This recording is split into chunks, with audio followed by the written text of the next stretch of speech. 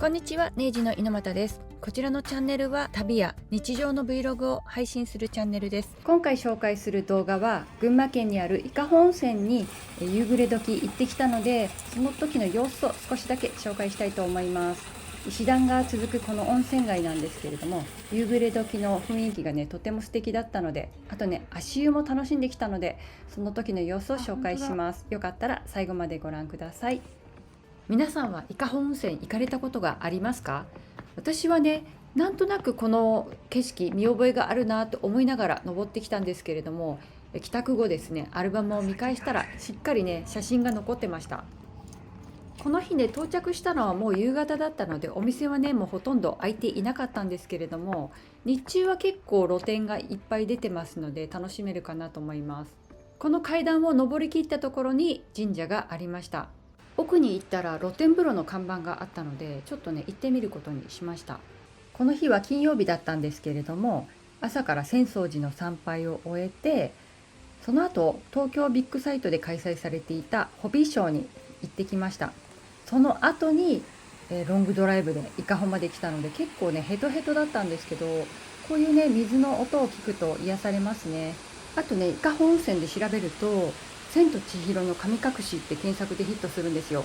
よくよく見るとね、この赤い橋とか石段とかがなんとなく連想させるなという気がしなくもないですよね。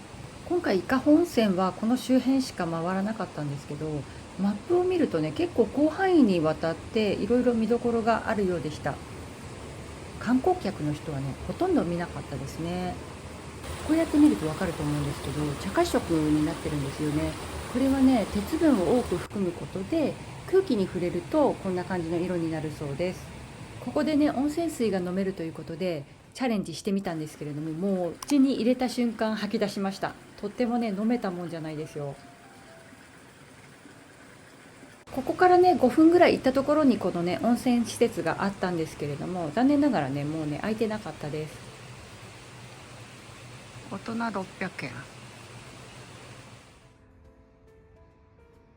だいぶね日が暮れてライトアップされてきましたので、そのまま下に降りていくことにしました。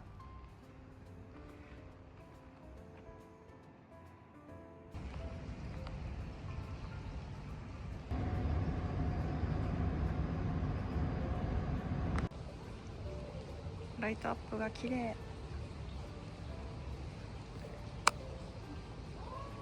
夕暮れ時の伊香保温泉、この石段のところの上からの眺めも素敵でしたよ。あとね足湯もありました。ここね無料で入れるので、ちょっとだけ移ろいできました。今回ホテルでは夕食付きにしようか迷ったんですけれども、つけといてね正解でした。この日ね平日だったからかもしれないんですけど、お店がねほとんどやってないんですよね。やってても早く閉まっちゃうような感じでした。夕食難民にならないようにホテルでの夕食をおすすめします。今回宿泊したホテルはこちら轟になります。目の前にローソンがありました。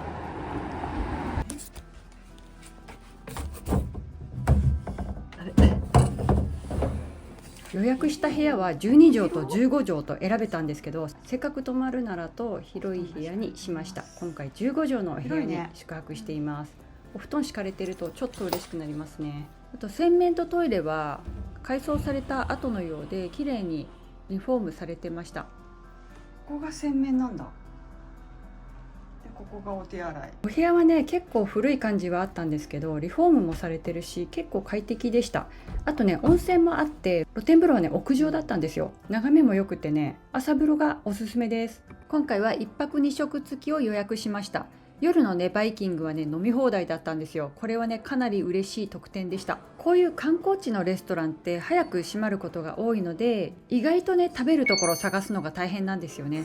なので夕食付きにして大正解でした。浅草寺の桜はもう終わってましたけれども、群馬の方ではまだね桜が満開の見どころの時期でした。今回の動画が少しでもお役に立てれば幸いです。次回からはまた海外一人旅がスタートします。今度はねヨーロッパを周遊しますので、これからの旅動画も楽しみにしていてください。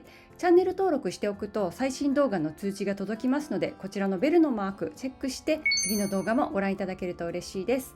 最後までご視聴いただきましてありがとうございました。それではまた次回の動画でお会いしましょう。